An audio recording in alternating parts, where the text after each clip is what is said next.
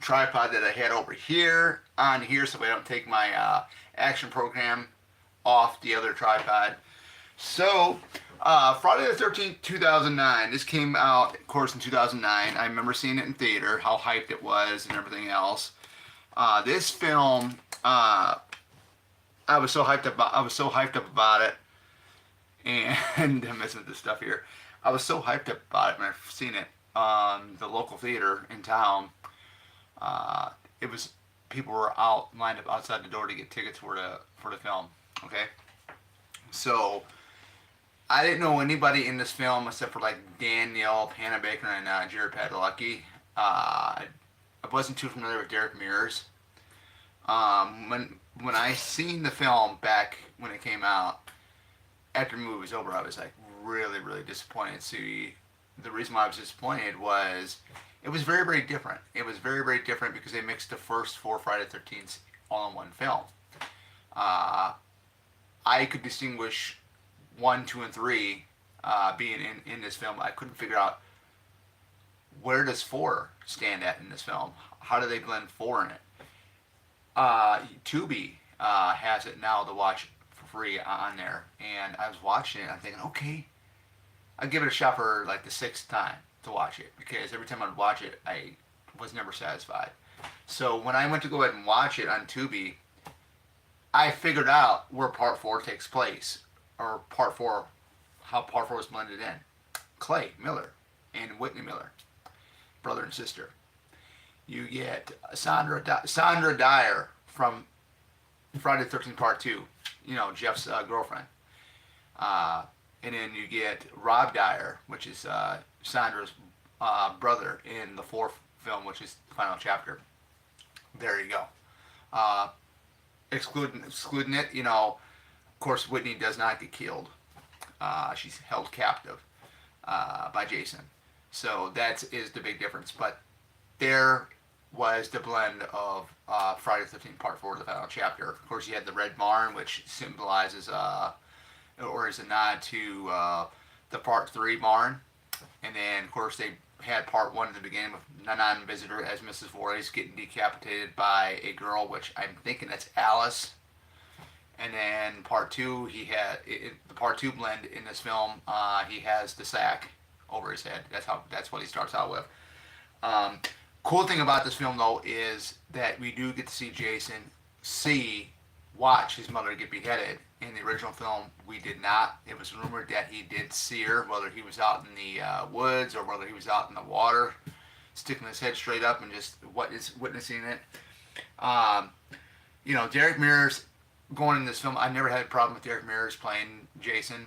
It was the way the script was, because it's directed by Marcus Snipple, I think that's how you say his name. He was the director of the Texas Chainsaw Massacre remake back in 2003, which was a very good remake. You know, this didn't have the traditional Friday the 13th music like the famous Harry Manfredini score. Had nothing to do with camp counselors at all. But, you know, after watching it the last couple of times already, I watched it again yesterday. It really isn't that bad of a film. I mean, it's different. I mean, you know, you look at films like, you know, Jason X, Jason Goes to Hell. Those were different. You know, some people say that Jason Goes to Hell was the worst Friday film of all time. That could be true. But if you know the sense of it, yeah, Jason's jumping through bodies in that film. But it's still Jason, but not in his physical form. You only get his physical form, like, in between certain parts of the movie. Beginning of the movie, near the end of the movie, and like some of the mirror images and stuff like that. But yeah, this film I actually really enjoyed. I actually really enjoyed it. And sometimes you have to go ahead and rewatch these films and to, you know, enjoy it. Like Halloween 5, I wasn't a big fan of that. Kept watching it over and over again, and then I'm like, hey man, this movie ain't that bad. It's really good. It's one of my favorites in the franchise. Same thing with Scream 4. Didn't really care much for it in the theater, but watching it over and over again, that's Wes Craven's last Scream film. I really enjoy it. You know, I think Joe Roberts is one of the best ghost faces in the entire franchise. But this film here, it is very different. You can tell it's Marcus Snipple's, you know, background of directing, and you know, you can tell it's very Texas Chainsaw Massacre 2003 remake like in a way.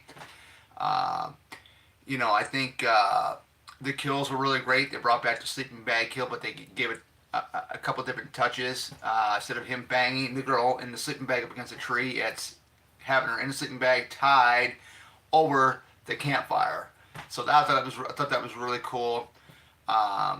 Another cool death scene I think was the bow and arrow with when Nolan gets the woo, and all of a sudden the arrow flies right through his head or back of his head or front of his head. I think it's in the back of his head and it comes out to the front, comes to the front, the arrow part of it. I thought that was pretty cool because we've never seen Jason use a bow and arrow before.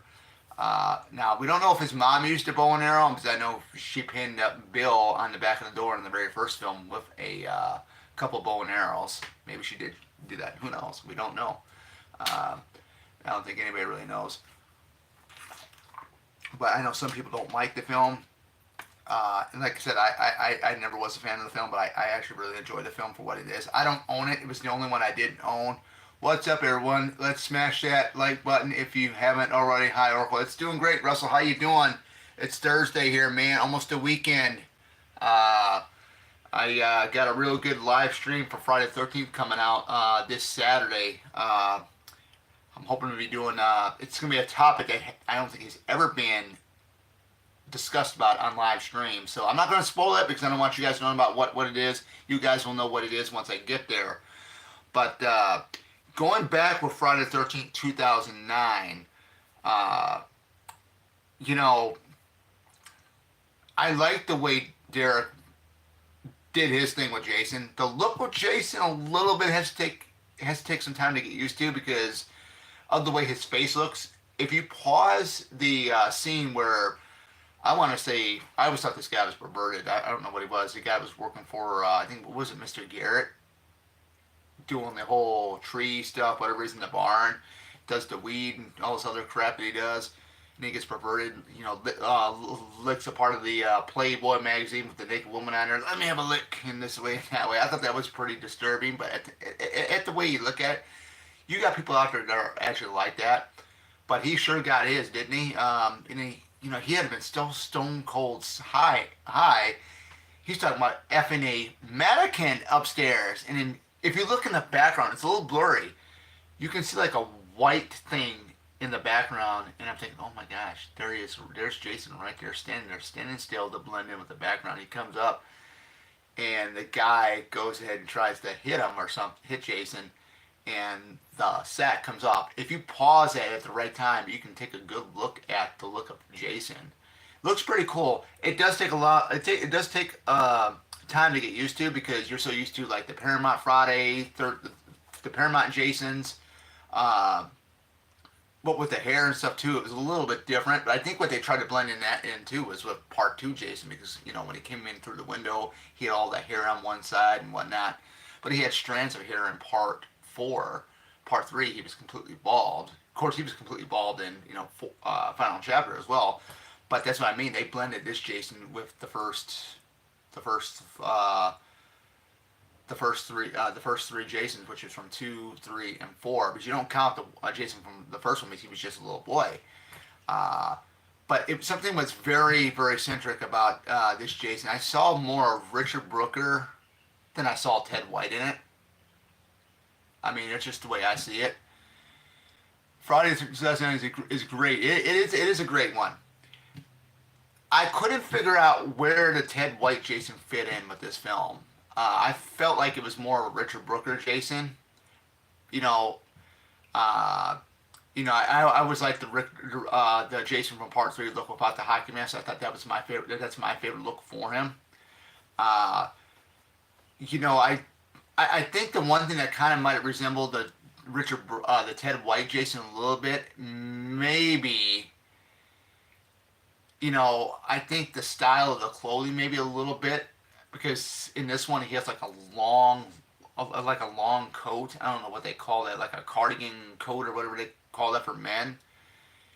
And he has like for his machete, it's really cool what he has for his machete because he has like a holster for it. It's like samurais, right? The katana swords, they have that holster thing because the way he would actually take it out, it almost reminds me of a Japanese samurai or someone that does the Japanese martial art Aikido, because they use swords too in that martial art as well. It just felt so Japanese samurai like, or samurai like, the way he would take the machete out. We've never seen that before in any of the previous films. You know, the only thing that would be close to it would be Part Six Jason with the utility belt, but you know he didn't have like a holster for the machete. Uh, there were some things that kind of I thought was kind of very questionable about. I thought they could have just left alone was the underground tunnel thing, because in the old days, the Paramount days, especially Part Eight, they were trying to figure out how in the heck does he transfer from this location to that location. Well, Part Eight you can't really because technically that's supposed to be New York. Unfortunately, there was only one scene shot in New York, and that was Times Square in Part Eight. But like for like Crystal Lake, I mean, I guess he had an underground tunnel. That's what they were trying to distinguish. How do you get to this place this quick, or that place that quick in Crystal Lake?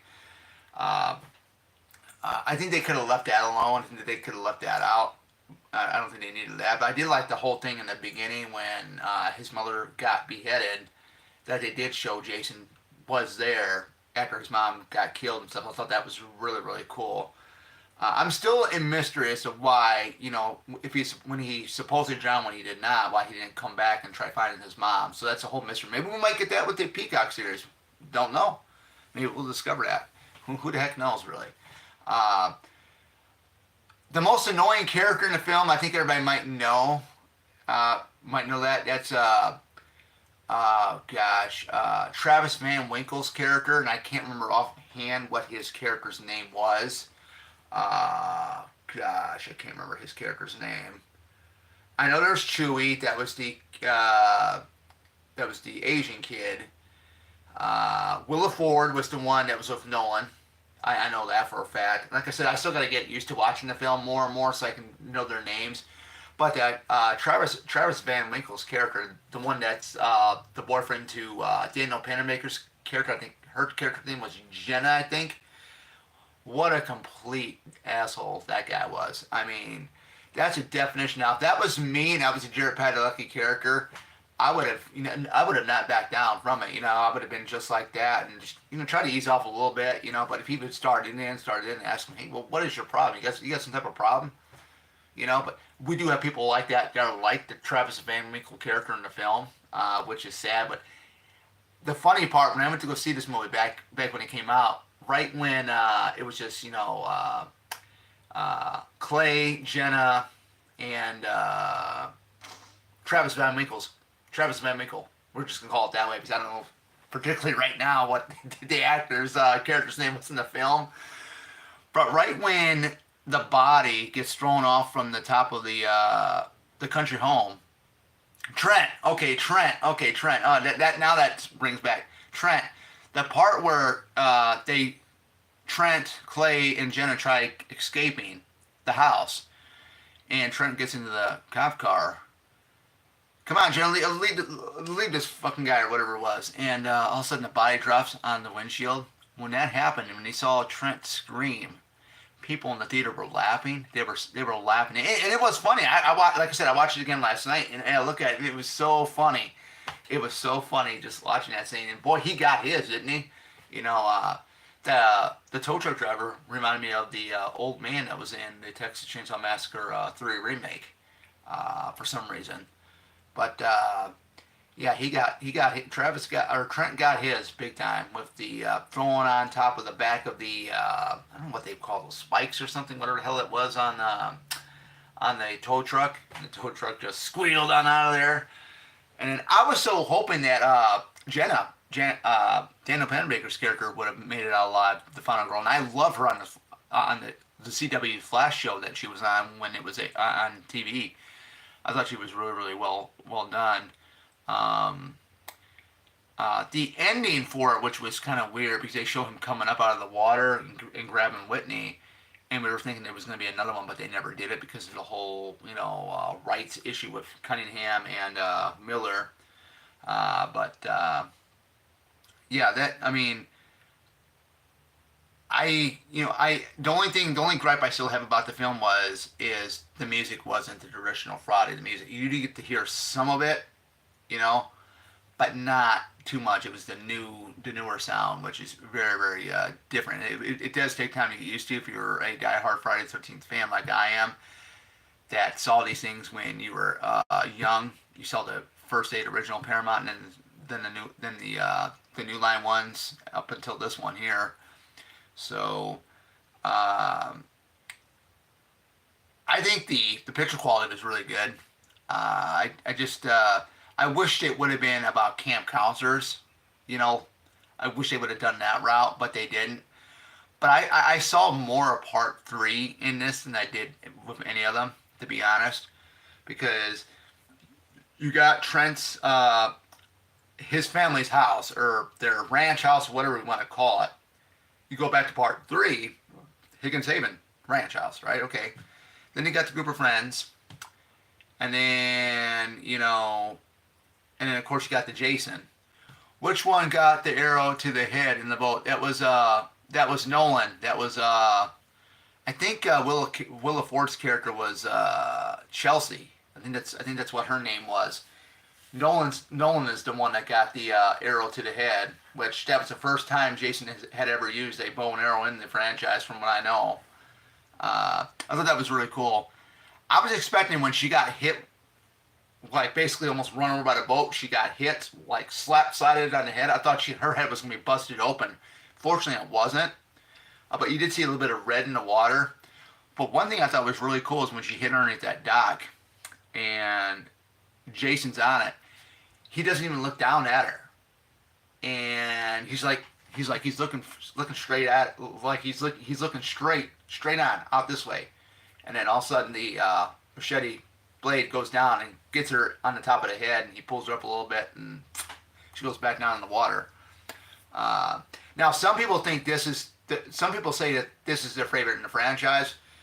I can see that, but I mean, it's not my favorite one. It is a good one. This is one I do got to get. I know Arrow Video still has it on 4K, still the 4K edition of it, which I'm gonna try to maybe jump on my hands on it. We'll have to wait and see. Your bills and stuff come first with everything else, but I do got Jason X and Jason Goes to Hell on pre-order. It's actually shipped. It's been shipped already, so it's coming supposedly tomorrow, May 9th. So I'll be doing a review on that once I watch those and tell you what I think of the picture quality.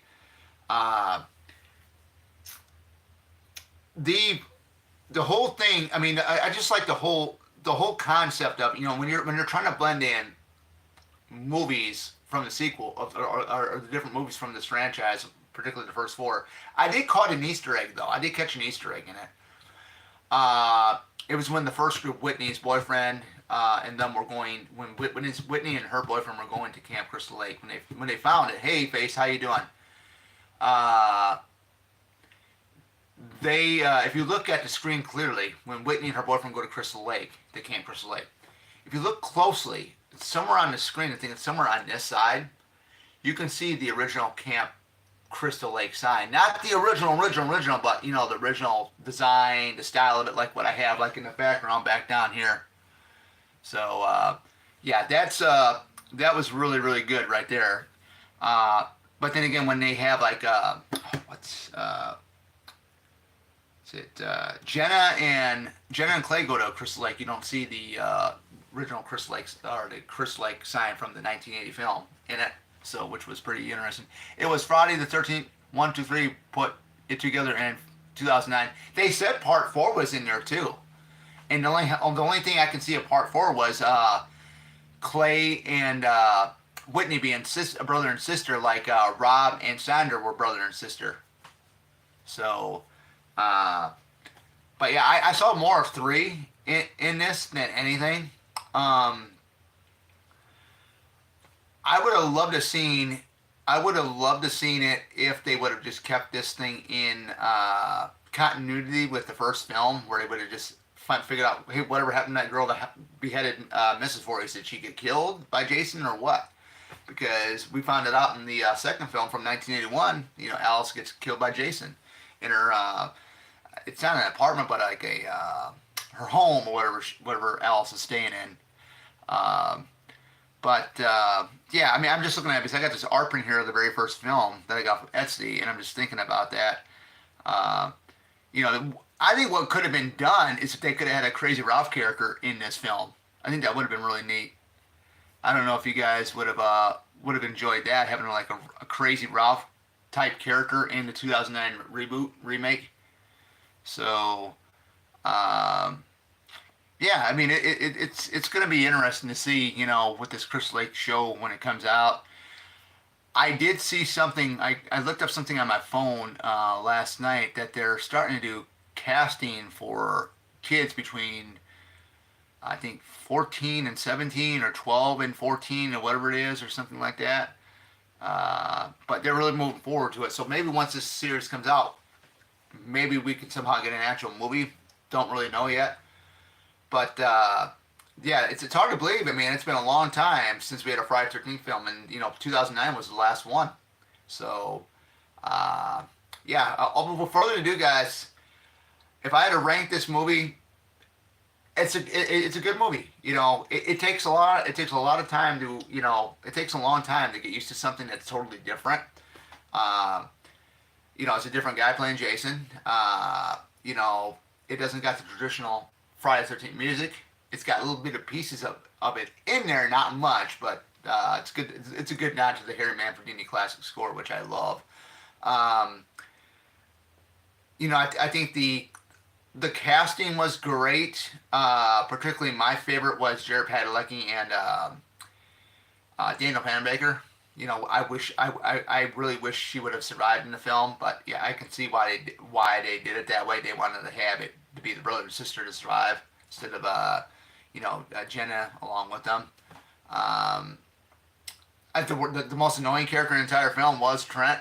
I'll admit to that. I mean, I don't think anybody really liked him, but I like the actor. I've never seen in anything else, but he really did play a real good jerk. The facial expressions, all that, because and I'm so used to the ignorance and stuff too that go on because where I'm from. I mean, some people are just so downright ignorant, and disrespectful, and it's just you don't even have to know them. And I felt so sorry for Clay in the film because of how this idiot was talking to him. You know, I mean, it's just it is what it is. But Jared Padalecki, I know from Supernatural. He was also with what's his name, Jensen Ackles, who was also in the My Bloody Valentine remake. Jensen Ackles was really good in that too. So yeah, I mean, if I had to rate this movie, 4 out of 5 stars, 5 being the best and 1 being the worst, I would have to say I would say I give this movie 4 out of 5 stars because that's how good it is. I know a lot of people. I missed that comment, but I know a lot of people say that they skip over the original film because it's either too slow or Jason's not the killer in it. My thing is, and I'm not trying to bash anybody, and I would never, never do that. But I mean, if you consider yourself a true Friday the 13th fan, you have to go back and watch the first film from 1980 because that is the one that started this whole entire franchise off. I think Mrs. Voorhees is an awesome killer. I think she's a lot more scarier than Jason in some ways, because if you look at it, the first film is actually based in reality because it can actually happen in real life. Yeah, you can have somebody that loses a child and they go batshit crazy, nuts, psychotic, and everything else, and trying to imitate her son or daughter, their voice. Get her, mommy, get her! Don't let her live! Don't let her live! Kill her! Kill her! Kill her! Kill her! Kill her! It was easier for you than it was for Jason. Get her, mommy, get her! Stuff like that. That was scary. I mean, Betsy Palmer did a great job, man. I mean, it's gonna be interesting to see what Linda Cardellini is gonna be able to do with this character. Paula Shaw, great, a great Mrs. Voorhees in Freddy vs. Jason. If they would have done a true remake of the first film, Paula Shaw should have played Mrs. Voorhees. The non-visitor for this film here, it was more of a younger Pamela Voorhees than anything because Pamela had black hair in it. Of course, I know the non-visitor from Star Trek. I think it was Star Trek. God, what was that one? It was a spin-off series. Not Deep Space Nine, but it was something else. It was Star Trek something. I can't remember what the name of it was, but I mean, she was good in that too. Like I said, it's really gonna be interesting to see what Linda Cardellini does, what the show's gonna be around. I heard, like I said again, I heard rumors that they're gonna have Barry and Claudette and then Crazy Ralph in the series too. So we'll wait and see what happens. Who's gonna play the young Jason? That's gonna be the question. What are we gonna get ourselves into? Uh, but like I said, I'm gonna be there. I'm gonna watch it. I'm gonna binge watch it. I'm gonna be just watching it left and right because I am interested in the backstory of Pamela and Jason. I'm interested in seeing, are they gonna show what he's been up to since he supposedly drowned? Are they gonna show him, you know, killing people before we get to the events of part two? What's going to happen? Because we did get a little piece of that in part three when Chris ran into him, and that was before the events of part two. So it is all in all a very exciting time. I just found out yesterday, Days of the Dead in November is going to have a Rare Friday the 13th guest. Uh, Marilyn Poucher, I think that's how you say her last name. She was the second assistant director on Friday the 13th Part 3. She also played Mrs. Voorhees that came near the end and drug Chris into the water. I thought that was really, really cool. Yeah, Betsy Palmer was awesome as Mrs. Voorhees. I don't think you're going to be able to replace her at all. You know, I don't think you're going to be able to. And that whole movie was so iconic because it was Betsy Palmer and Adrian King doing their own stunts. There was no stunt doubles because they couldn't afford them. So what you saw with them going at they were really going at it.